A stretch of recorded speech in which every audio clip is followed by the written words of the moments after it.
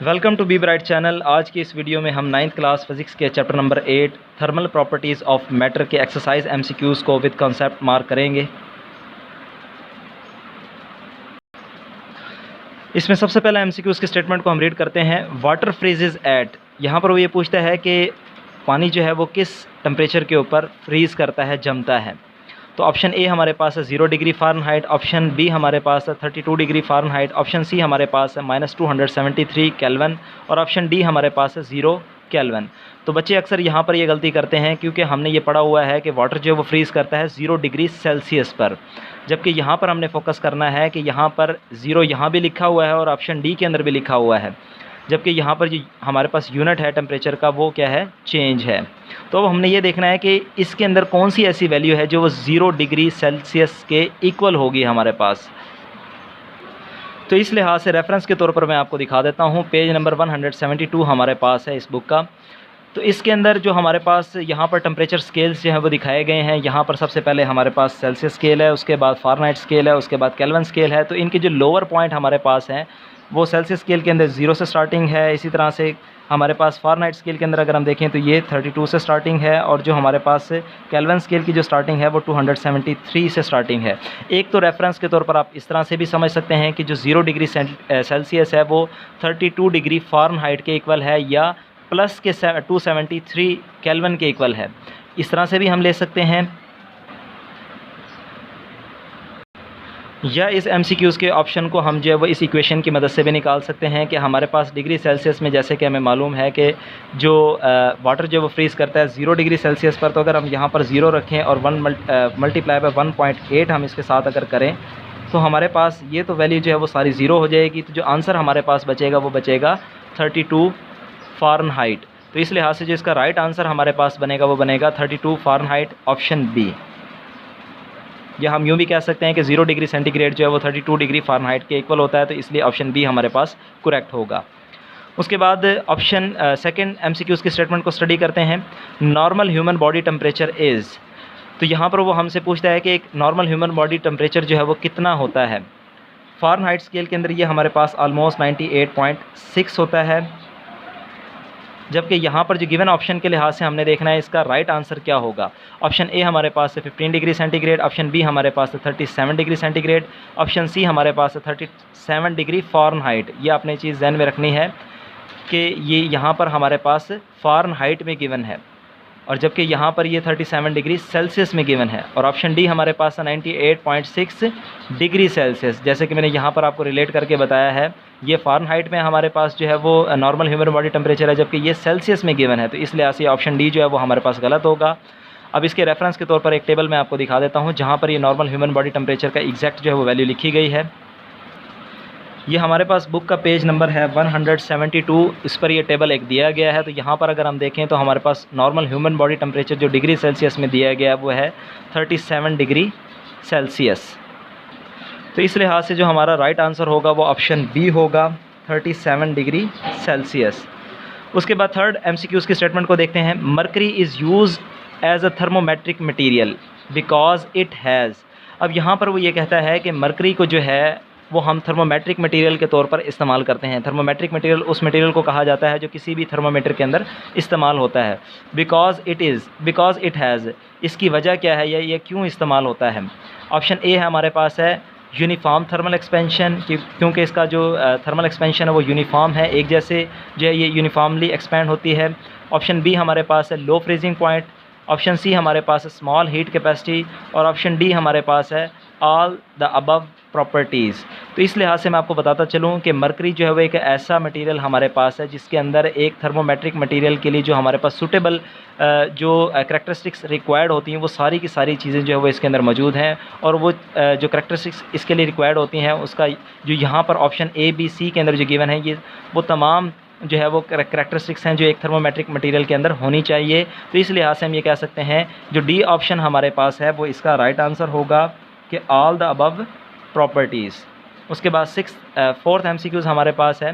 Which of the following material has large specific heat, इसमें वो हमसे पूछता है कि जो गिवन ऑप्शन हमारे पास हैं इनमें सबसे ज़्यादा स्पेसिफिक हीट जो है वो किस मटेरियल की है, या स्पेसिफिक हीट कैपेसिटी किस मटेरियल की है। तो इसको रेफरेंस के तौर पर हम एक टेबल से देख लेते हैं इसको।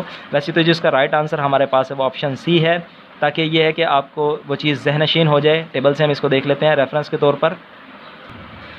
ये पेज नंबर 174 के ऊपर स्पेसिफिक हीट कैपेसिटी के हवाले से एक टेबल दिया गया है। इसमें अगर हम देखें जो सबसे ज़्यादा वैल्यू हमारे पास है वो वाटर की है, जो कि 4200 जूल पर केजी पर केल्विन है। तो इस लिहाज से जो राइट आंसर हमारे पास बनेगा वो ऑप्शन सी बनेगा, वाटर। उसके बाद 5th MCQs हमारे पास है, which of the following material has large value of temperature coefficient of linear expansion. अब यहाँ पर वो ये पूछता है कि इनमें सबसे ज़्यादा coefficient of linear thermal expansion की वैल्यू किस मटेरियल की है। तो ऑप्शन ए हमारे पास है एल्यूमिनियम, ऑप्शन बी हमारे पास है गोल्ड, ऑप्शन सी हमारे पास है ब्रास और ऑप्शन डी हमारे पास है स्टील। तो इसके लिए जो है वो हम दोबारा से रेफरेंस के लिए टेबल की तरफ जाएंगे।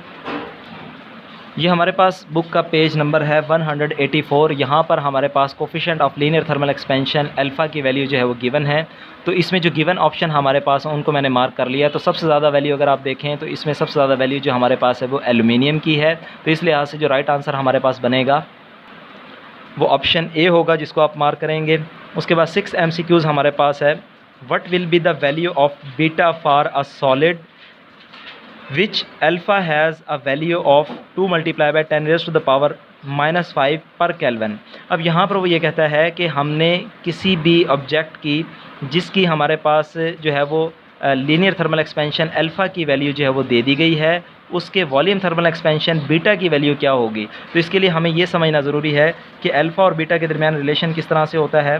बीटा हमारे पास इक्वल होता है 3 अल्फ़ा के, यानी अगर हमारे पास अल्फ़ा की अगर वैल्यू मौजूद है तो हम उसको 3 से मल्टीप्लाई करके जो है वो उसका आंसर बीटा के इक्वल निकाल लेंगे। तो इस लिहाज से अगर हम देखें ये अल्फ़ा की वैल्यू हमारे पास गिवन है, तो इसको हम मल्टीप्लाई कर देंगे 3 से। जब इसको हम 3 से मल्टीप्लाई करेंगे तो यहाँ पर हमारे पास हो जाएगा 6, बाकी वैल्यू जो है एज इट इज़ रहेगी। तो इस लिहाज से जो राइट आंसर हमारे पास बनेगा वो ऑप्शन बी होगा, जिसको आप मार्क करेंगे 6 multiply by 10 raised to the power -5 पर केल्विन।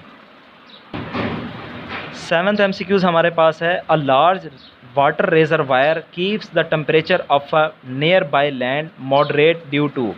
अब इसके अंदर वो ये कहता है कि अगर किसी जगह पर वाटर रेजरवायर जैसे कि झील वगैरह या कोई नदी जो है या तालाब वगैरह अगर किसी जगह पर हो तो उसके इर्द गिर्द का जो टेम्परेचर है वो मॉडरेट रहता है, दरमियाना रहता है, ना ही बहुत ज़्यादा होता है ना ही बहुत ज़्यादा कम होता है। उसकी वजह क्या है। तो ऑप्शन ए हमारे पास है low temperature of water, option b हमारे पास है low specific heat of water, option c हमारे पास है लेस एब्जॉर्प्शन ऑफ हीट और ऑप्शन डी हमारे पास है large specific heat of water. तो इसकी वजह मैं आपको बता देता हूँ कि जब भी किसी नियर बाय एरियाज़ के अंदर किसी भी इलाके के अंदर अगर वाटर रिजर्वायर हो तो वहाँ का जो टेम्परेचर है वो मॉडरेट इस वजह से रहता है क्योंकि जो वाटर हमारे पास है उसकी स्पेसिफिक हीट कैपेसिटी जो है वो सबसे ज़्यादा होती है। तो इस लिहाज से वो ज़्यादा से ज़्यादा हीट को अपने अंदर अब्जॉर्ब कर लेता है और नियर बाय एरिया को जो है वो उसके टेम्परेचर को मॉडरेट रखता है। तो इसका जो राइट ऑप्शन हमारे पास बनेगा वो ऑप्शन डी होगा, large specific heat of water. उसके बाद लास्ट MCQ इस चैप्टर का हमारे पास है, which of the following effects the evaporation. अब यहाँ पर हमारे पास कुछ फैक्टर गिवन हैं ऑप्शन के अंदर और यहाँ पर वो स्टेटमेंट के मुताबिक ये पूछता है कि इनमें से कौन से ऐसा फैक्टर है जो कि इवेपोरेशन की जो रेट है उसको इफ़ेक्ट करता है, यानी किससे इवेपोरेशन जो है वो कम या ज़्यादा होती है, किस फैक्टर के कम या ज़्यादा करने से। ऑप्शन ए हमारे पास है टेम्परेचर, ऑप्शन बी हमारे पास है surface area of the liquid, option c हमारे पास है विंड और ऑप्शन डी हमारे पास है ऑल ऑफ द अबव।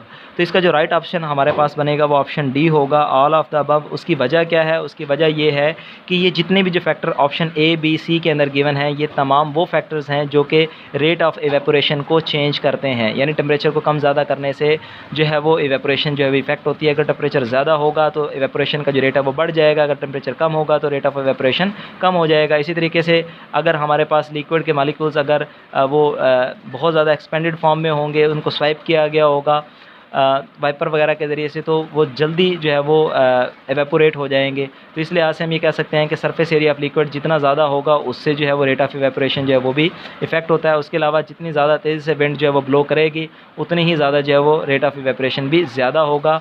तो इस लिहाज से जो इसका राइट ऑप्शन हमारे पास बनेगा ऑल ऑफ द अबव, यानी डी ऑप्शन को जो है वो आप मार्क करेंगे। उम्मीद है आपको मेरी वीडियो जो है वो पसंद आई होगी। अगर आपको मेरी वीडियो पसंद आई है तो काइंडली मैं आपसे गुजारिश करूँगा कि मेरी वीडियो को लाइक करें, मेरे चैनल को सब्सक्राइब करें, ज़्यादा से ज़्यादा दूसरे लोगों तक शेयर करें। Thank you.